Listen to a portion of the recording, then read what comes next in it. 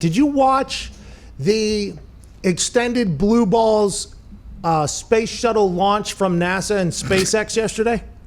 I saw a little bit of it. I know it got canceled due to weather. 5 hours. People were watching this on Twitter. At one point, it had over 500,000 concurrent viewers. America and the people were pumped that astronauts from America were taking off to space from America for the first time since 2011. 2011, it all got shut down. We were sending our astronauts over to Russia. We were paying them $160 million to send our astronauts to the Russian space station. Then Elon Musk came down from his planet, created this SpaceX thing so he can get home to and from, and they started working on these rockets, and he eventually worked a deal with NASA to send American astronauts to space. Yesterday was supposed to be the debut of the SpaceX and NASA collaboration, and I'll tell you what, we learned some things. We learned that they have ninjas with numbers on their back working through the entire space shuttle. All black suits with masks on. Don't send coronavirus to fucking space with the astronauts, they said. And the astronauts, two of them, couple badass big gut sack having sons of bitches, were gonna send themselves up to space in a brand new space costume that a lot of people said looked ugly. They did not expect it to look that way, but it feels as if Elon Musk has made space travel relatively easy. Now, granted, there was a little bit of rain, so they had to cancel it eventually, which anybody that looked at a Doppler earlier in the day would have known they wouldn't have been able to get off the fucking ground.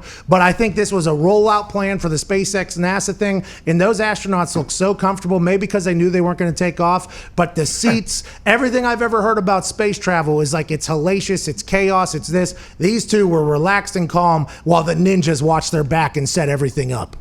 So that picture you posted, it's like a spooky picture. It reminded me of the video.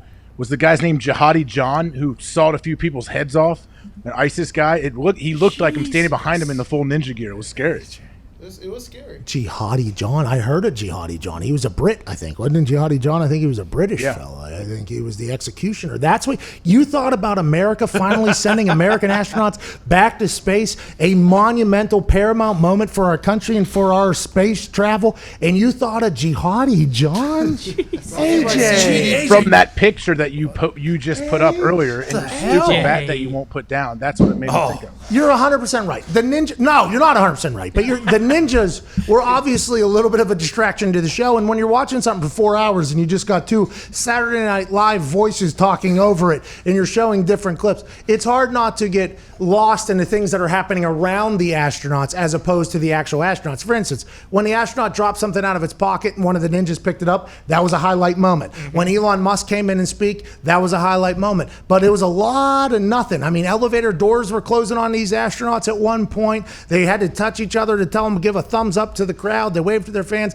The helmet looks like a motocross helmet, and it wasn't a takeoff, but it feels like America's getting back into the space race, and we got a space force, and UFOs are being released from the Pentagon. It seems like Connor's going to be able to go to space if he wants to, just by saying, I do. Can't wait.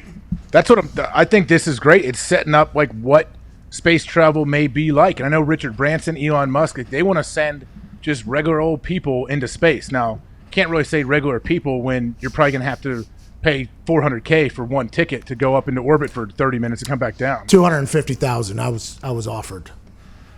You were offered? What do you mean? Yeah, like a couple years ago, I got an email asking if I want to go to space for $250,000. And if they would have caught me at the right time, I would have responded yes, and I think they would have hustled me out of $250,000 because I didn't even think that existed yet. But I guess that is something that's coming from. You would be on the list. Yeah, you wouldn't have to pay it until you actually went to space, I would imagine.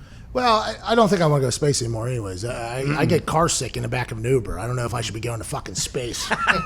You know what I mean? I just don't know if that's the right case. But I like one of Elon's rockets might not have any turbulence. You never know. It literally looked like they were hopping in a car. Now, first of all, they hopped out of a Tesla that had the butterfly doors. Have you ever seen the Tesla with the butterfly doors? Something is a habit. Get like me. They opened that thing up, and these, spacemen walked out with their costumes. I mean, it was fresh out of a movie. But then when they got in the space shuttle. I guess my recollection of these things are all from movies and from failed attempts and things. They looked like they were just sitting in a Tesla that was just about to take comfortable. You know, the guy had regular glasses on, didn't even have rec specs on. Looked like you could have just flipped down the motocross helmet. It looked like a shield that people were wearing to shield themselves from coronavirus. Touch screens. And the touch screens had it just looked like it was such a potentially comfortable operation going to space. And I'm like, this motherfucker Elon Musk is definitely an alien. Like you think about where we were to where we're at now.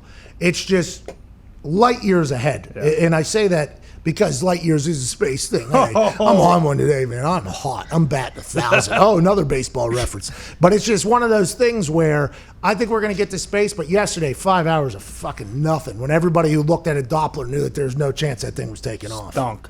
So are you going to tune in on Saturday when they try to do it again? 1,000%. Can't wait. We'll check the Doppler so I kind of know the ending of the story already before it gets started. You know, I'll still watch, maybe think, hey, maybe we'll take off in between the clouds. Maybe we'll get going. Like when you're on a motorcycle and you're traveling and it rains and you have to go underneath a bridge and then you got to become fucking Jim Cantori all of a sudden and you got to start reading the clouds. You're like, I think we'll get a break right there. And you take it. Maybe they'll do that with the rocket to get up to the space station because they're already, 3 days behind on their mission. So I'm pumped to see if this works, by the way. This feels like it's a potentially very dangerous thing. And yesterday was such a casual rollout of it. They are now getting into the elevator. Yes. Look at them sitting down, saying hello to each other. Ninja 12 just tied his shoe. Okay. Elon will be joining us in 4 to 5 minutes. The elevator door just shut on their face. No big deal. You need to get that job. You need to get that voiceover gig.